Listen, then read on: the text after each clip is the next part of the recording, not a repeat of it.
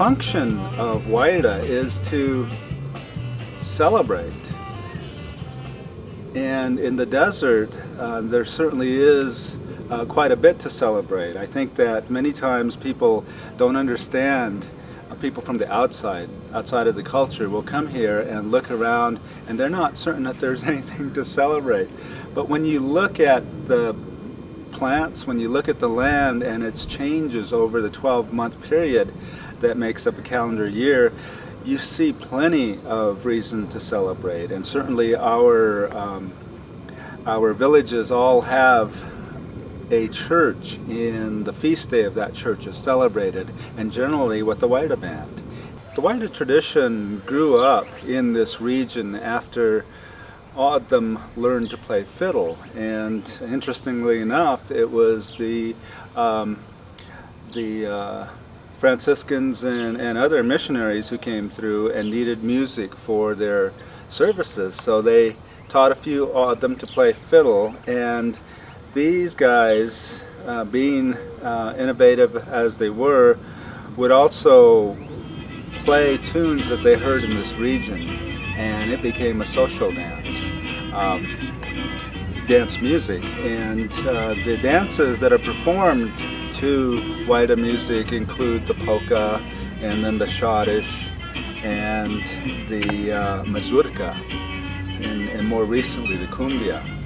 I heard one afternoon a gentleman playing the fiddle, and you could hear that crystal clear from 50 yards away. And so when you think about the evening air and how crisp that is and how it carries sound, it must have been a wonderful experience to be able to hear these musicians perform and for people to dance. Over the years, at the beginning of the last century, 1920s, 1930s, O'odham were sent to boarding schools, and each one of these schools pretty much was built on a military model, and so they had marching bands. O'odham were introduced to woodwinds and other instruments that they normally wouldn't have access to, trumpets and bugles and saxophones. So they, being again innovative as they are, incorporated these instruments into the music that they were playing for the dances at home. Most of the dances that incorporated waila were held, as many of our ceremonies are, during the evening hours. It's just too hot to try to do anything during the day. So you wait till the sun goes down, and then you do whatever activity it is, if it's a dance, until the sun comes back up. So.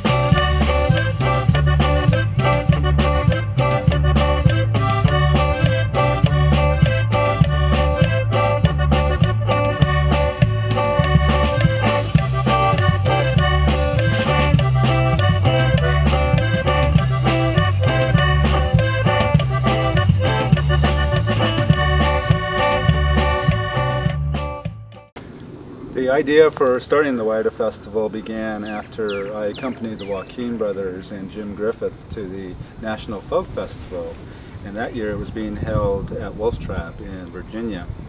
And I was really taken by how the audience identified with the music, and in turn how the band caught that energy, and I saw them perform one of the best in one of the best manners that I had ever. And so to me, it felt as though it would be a good thing for us to have that experience available for more O'odham musicians. The Tohono O'odham creation story tells us that the Tohono was created by 4 figures, 2 human and 2 animal. And together they made the mountains, they made the plants, and in general they created the world for the O'odham. We are a land-based people, and that means that in a day and age where it's easy for most folks to pack up the station wagon and drive to another city and start all over again when things get rough, we can't. This is the land where our sacred sites are. This is the land where our ancestors have returned to the ground, and this is the land that we belong to. And that makes a huge difference in your perspective of life, that in fact you celebrate your life here by going to the sacred sites, by acknowledging the ceremonies that have been around for hundreds of years, and ensuring that the information, the cultural information that has been given to you is passed on to future generations. So we welcome you to the Tohono, and I invite you to come out into our land and see the beauty of the Tohono. And we certainly invite you to begin that experience by attending the Waila Festival, where you'll be able to eat some of the traditional foods such as choya buds, choya cactus buds.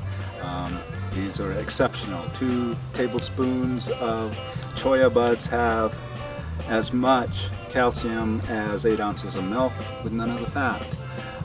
And it was one of the foods that was created for us. The other foods include the saguaro fruit, the prickly pear fruit, and mesquite beans, and countless others. So we invite you to come to the festival, and you'll be able to sample some of these traditional foods and perhaps walk away with a greater understanding of how special it is to be Tohono O'odham.